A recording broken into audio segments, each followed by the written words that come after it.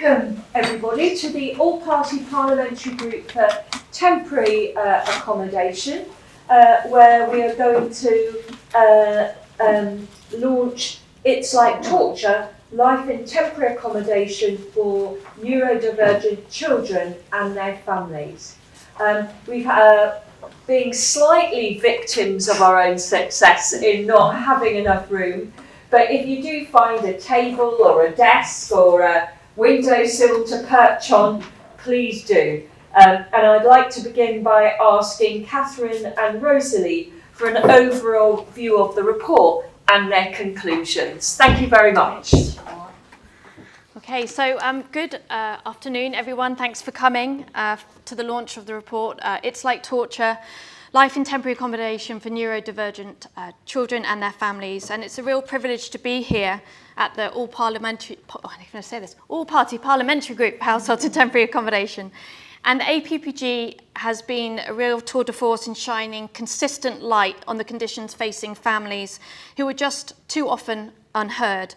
And we'd like to thank the Shared Health Foundation, Just Life, Autistica, and the parents, the carers, the practitioners, the young people who've submitted their contributions and the courage that shaped this report that we have here before us. Now, this report really does matter because if we want to understand whether a system is functioning, we need to look closely at how it treats its children. So by that measure, temporary accommodation in the UK is gravely failing neurodivergent children.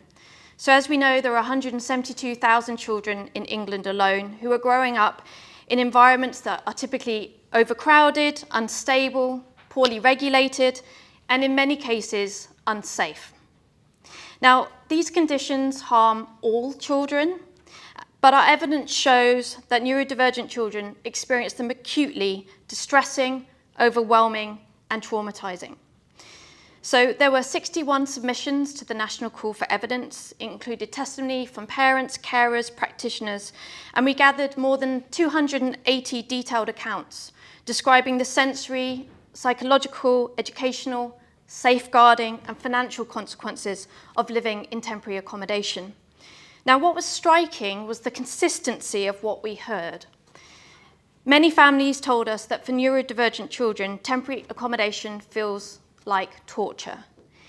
It's a language that families themselves used to describe their daily lives, and it's a reality that demands urgent political attention, which is why this APPG and all the efforts here are so important. Families describe relentless sensory and emotional harm. So temporary accommodation can often be loud, it can be brightly lit, it can be smelly, it can be cramped, unpredictable. For neurodivergent children whose nervous systems process sound, light, touch, and uncertainty in different ways, these environments can feel unbearable. Parents describe children who could not sleep because of noise, lighting, or fear, of children who lost the ability to self-regulate, becoming withdrawn, hypervigilant, or panic-stricken. Some children were driven to self-harm. So one young person explained that they were so overwhelmed by snoring and sensory overload at night that they scratched themselves to the extent that they cried. And families, this was quite telling, use words such as open prison, horrific, and unrelenting to describe their daily experiences. So many of these environments are not just distressing, but they are actually dangerous. Families encountered unsecured windows in high-rise buildings, hazardous staircases, exposed gas hobs within easy reach of children with limited danger awareness, shared spaces with vulnerable adults, and housing affected by damp, infestations, and in one instance, sewage leaks. Now, for neurodivergent children with sensory needs, mobility challenges, or conditions such as pica, for example, where children may eat wires, these situations are not merely unsuitable, they're actively life-threatening. And we have an infographic in the report and on some of the boards that describes all the different risks and hazards that we could identify in the call for evidence. And I think this is really important for local authorities to take away and discuss and act on. The harms extended to education and health. Because temporary accommodation often involves multiple moves between boroughs, neurodivergent children frequently fell off waiting lists for diagnostic assessments. lost access to the Children and Adolescents Mental Health Service, which is known as CAMS, lost access to speech and language therapy, to occupational therapy, and to specialist services. And they often saw their education, health and care plan, so their EHC plan, interrupted or downgraded when they moved across a borough line. Many missed extended periods of schooling, and long journeys from temporary accommodation triggered sensory overload that made school attendance extremely difficult. Parents told us repeatedly that the educational disruption their children experienced would affect them for the rest of their lives. And these pressures understandably affected whole families. And so in the report, we advocate for a whole families approach to looking at these experiences. Siblings sharing beds or rooms far beyond safe ages, some families being separated because the accommodation was too small or unsafe for those family members to remain together, including siblings. Parents were unable to work, rest, or meet the basic needs of their children. Many parents, sometimes neurodivergent themselves, describe feeling disbelieved and dismissed by the systems around them. Caring responsibilities increased to unmanageable levels, and the emotional toll, as you can understand, on parents was profound. So a central finding of this report is that the system is not simply stretched, it is structured in a way that is producing predictable harm. Housing, education, health and social care systems operate in silos, with minimal communication, if anything, between them. Housing officers are making decisions with profound consequences for children's well-being, but too often without training in neurodiversity or trauma-informed practice. And that is also around training, for example, in allocations. Temporary accommodation providers lack consistent guidelines or regulatory standards that would enable them to protect vulnerable children. Families are left navigating multiple bureaucracies that do not recognise the specific vulnerabilities of neurodivergent children.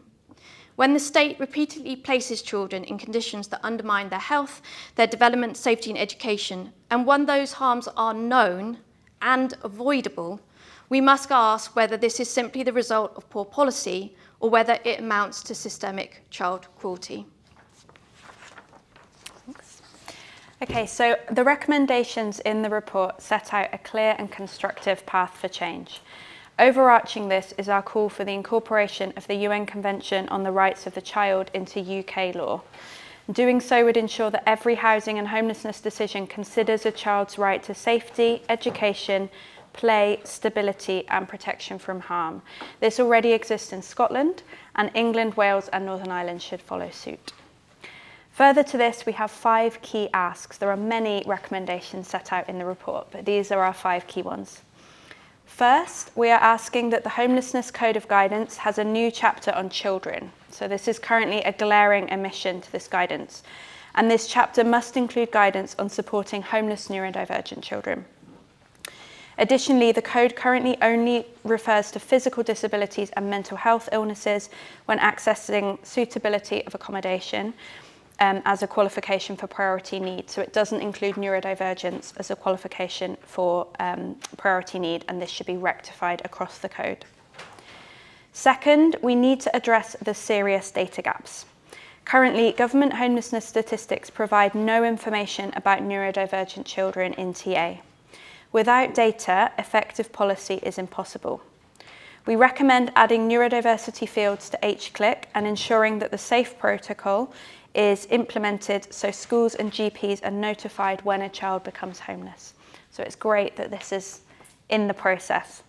On HCLIC, we're keen to work with the local authority to pilot this, recording this extra data. So if there's a local authority here that would like to be at the forefront of policy change, then please let us know.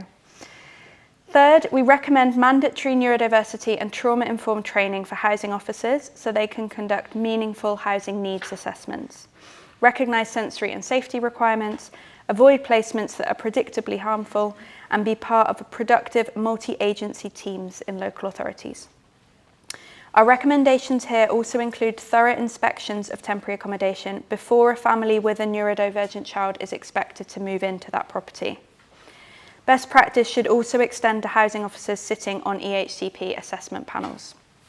These recommendations are all in line with the new duty to collaborate set out in the 2025 National Plan to End Homelessness. Fourth, we recommend reducing out-of-area placements for families, and given the acute need for continuity of education and health support for neurodivergent children in particular, to prioritise neurodivergent children for in-area placements. The Local Government Association's out-of-area protocol, which recommends this, should be urgently updated and strengthened. And there should also be a minimum notice period for non-emergency temporary accommodation moves. Fifth, placing children and families in B&Bs and hostels should be a never event, full stop. In the immediate term, ensuring that the 6-week legal limit to stays in hotels and B&Bs is enforced is essential, with priority given to neurodivergent children. This is because the safeguarding risks of placing neurodivergent children in mixed accommodation with shared facilities, like B&Bs and hostels, are even higher. In almost all emergency accommodation and many other forms of temporary accommodation, visitor bans prevent parents from accessing respite or support from a trusted adult. Relaxing visitor bans in all forms of temporary accommodation is essential for keeping children safe, and this is especially the case for single parents. Continuing to place vulnerable families in mixed accommodation of any kind, without respite and in full knowledge of risks, could have fatal consequences, and this practice must end immediately. Finally, we propose reducing financial pressures on families by introducing targeted income maximisation programmes for those with disabled and neurodivergent children living in temporary accommodation, and we are currently piloting this with Camden Council. And we recommend the setting up of a sensory needs fund to support the additional costs of raising disabled or neurodivergent children in temporary accommodation specifically. So before we close, we want to highlight that our report should be used alongside the work of Impact on Urban Health.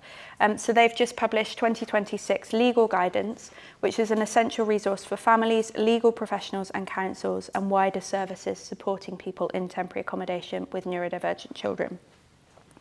So together, our report and their legal guidance provide both the lived experience evidence and the practical legal frameworks needed to drive meaningful and lawful change. And used side by side, they offer a powerful foundation for transforming the system's response to neurodivergent children and families. And there will be specific targeted training coming out of this research at a later date for local authority housing officers and support services.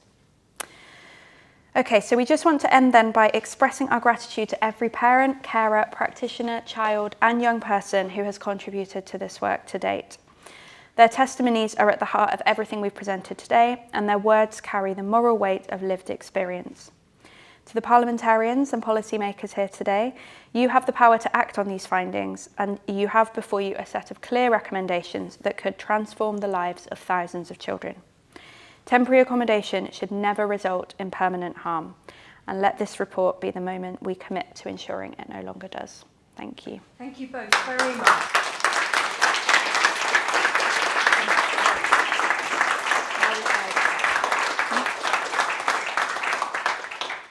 Agatha. Is Agatha here? She is. She's at the back. Do you want to come down here, Agatha?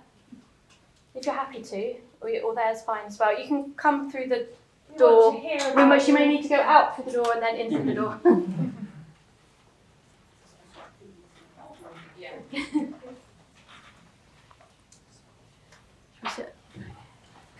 Yeah. Oh yeah. I'm flipping. Yeah. I need to give you this little thing. Yeah. Shall I put it on your line? Do you want to have a microphone, Elizabeth? Shall I pin it on you? Yeah, that's cool. There you go. Well done. Thank you, Agatha, for being brave enough to come and tell us about your lived experience. And your daughter is Elizabeth. And welcome, Elizabeth, for your testimony as well. I think we're beginning with you, Agatha. Yeah. My name is Agatha Piri. I'm a founder and director of Agatha Space, a community organisation supporting women living with HIV and those forbidden to work due to their immigration status. At Agatha Space, we mentor women by helping them to build their confidence, develop skills, and access volunteer opportunities to build their UK work experience. I'm not here to talk about myself or what I do, but I wanted you to know that this single mother who is being punished by the system is contributing greatly to the economy of this country for free. I've lived in the UK for 17 years. 14 of those years, I was pushing for my immigration status. But all those years of volunteering and hard work were erased by the Home Office, so I am now in the UK 2.5 years. I received my leave to remain decision in 2023, but little did I know that freedom was going to land us into homelessness. We were given 7 days of eviction notice. Then Oldham Council gave us an address 30 miles from my daughter's school. There was no public transport, so I booked taxis every single day. It was costing me £35 one way and another £35 back. Plus food, I was spending over £100 a day. I had just started working and my pay was only £1,000. £100 a day was too much for me. I asked the school if I can take Elizabeth off school until when my situation was stable, but they said no. They took over the taxi responsibility, but they said it was only going to be for 3 days. I decided to take action. I wrote my story on Twitter and tagged every council leader. Before an hour, the leader of Oldham Council contacted me. They asked me to pack all my belongings the following morning, but never gave me the address to go to. I was stuck at my daughter's school in the morning at the playground with my bags hanging around. Later, they sent me an address to a small, tiny room in the middle of Oldham Town Centre. The room was designed for 2 to 3 days short stay, but we stayed there for over a year. We were opposite drug dealers rehabilitation center, so all the drug dealers smoked, drank, and took drugs on my window. Police were there day and night, and noise was a non-starter. There was fights, door banging, and all chaotic activities every single day. We were not allowed guests, so we celebrated birthdays, the two of us, in a single tiny room. Elizabeth has ADHD and suspected autism. She has sensory issues. Noise affects her a lot. She says her body hurts when it's loud.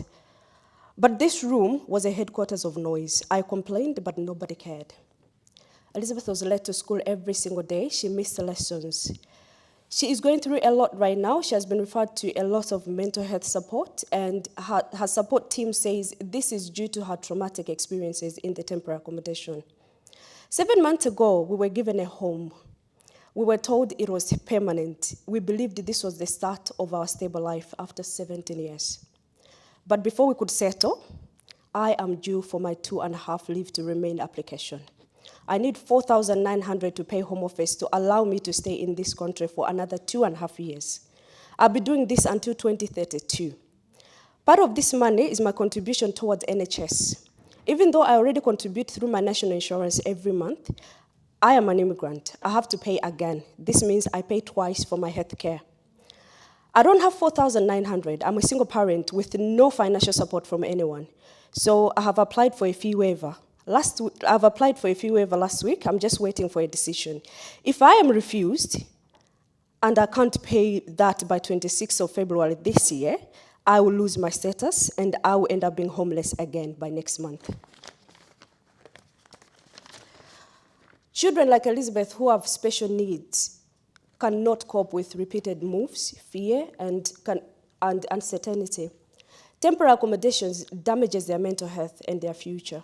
I am kindly asking you to make the right decisions for children with special needs, to protect them from mental health and to protect them from being homeless. And please, stop punishing children because their parents were not born here. Thank you.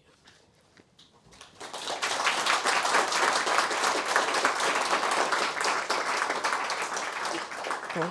Elizabeth. My name is Elizabeth Perry. I am 9 years old and I am in year 5. My mum said if talking about the traumatic experiences I had in temporary accommodation will trigger me, I should not talk about it. I do not want to be triggered, so I will not talk about it. But I have questions for you all. My school friends worry about homework, roadblocks, spellings, tests, or even being told off by the teacher. But I worry about finding my mother dead one day because of stress and anxieties caused by the policies you make. I worry if I will have a permanent home. I worry about the immigration policies you make that lands children like me homeless. I worry if my future matters in your decision making. My question is, I hear children are the future, but does this future include migrant children like me? If you had a special child like me, what would you want their future to start like? Lastly, if my future matters, why does it feel like you are blocking it? If I am late to school every day and missing lessons and fail to live a life like a normal child because I am homeless, how will my future be bright? Thank you.